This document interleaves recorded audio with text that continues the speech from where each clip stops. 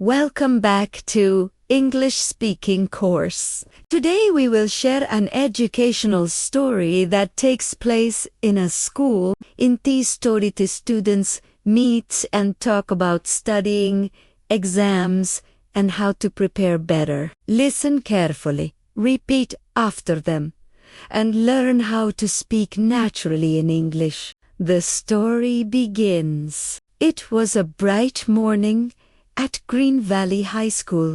Students were moving through the corridor, holding their books and chatting with friends. Among them were Daniel and Emma. They stopped in front of each other, smiling politely. "Hi, Daniel. How are you today?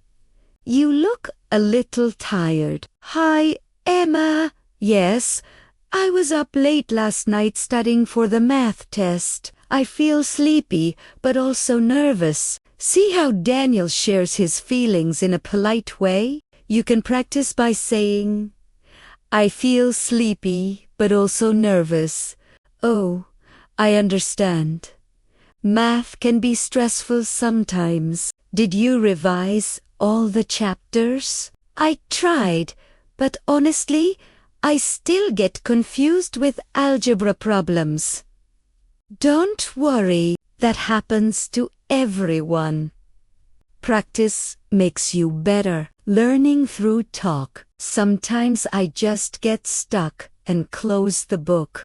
"That's normal, but instead of closing the book, you should take a short break. Drink some water, then try again. Repeat the line. Take a short break, then try again." Timetable discussion, by the way.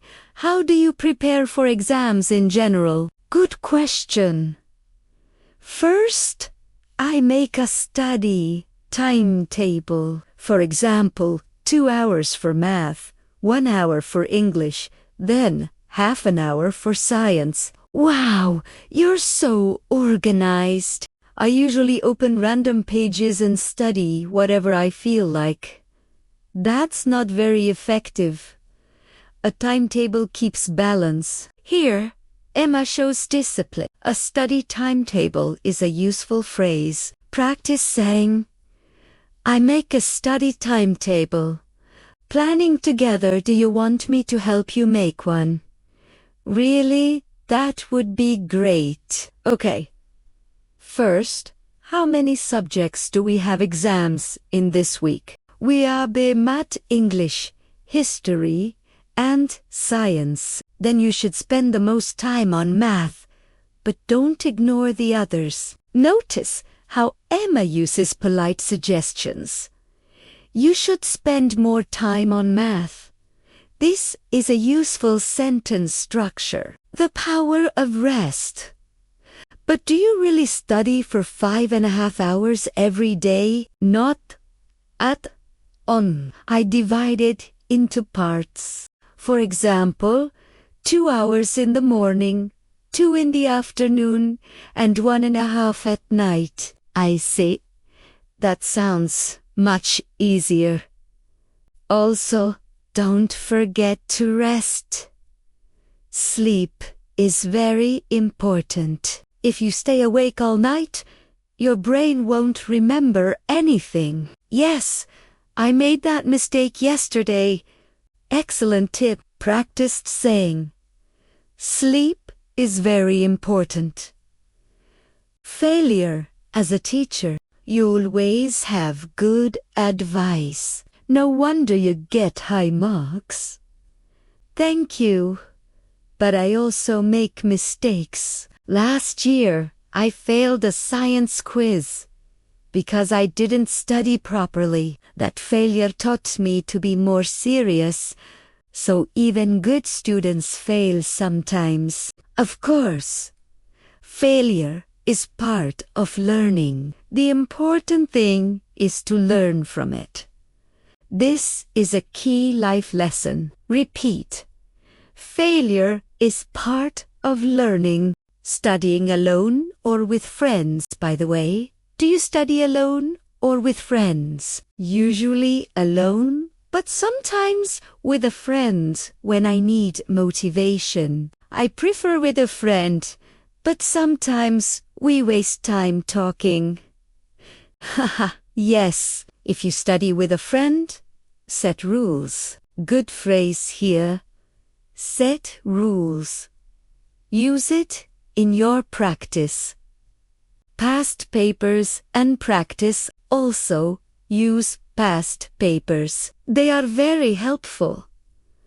Past papers, yes, old exam papers. If you solve them, you'll know what kind of questions usually come. Oh, I never thought about that. Great educational advice. Practice saying, past papers are helpful. Enjoying English now. Tell me, which subject do you enjoy the most? English. I like reading stories and learning new words. That's wonderful. English is very useful. If you practice speaking every day, your confidence will grow. I want to improve my speaking too, but I feel shy. Don't worry. Start small. Talk to yourself in English. Describe what you see. For example, I am open in my book. That sounds funny but useful. Yes, and never be afraid of mistakes. Key lesson. Never be afraid of mistakes.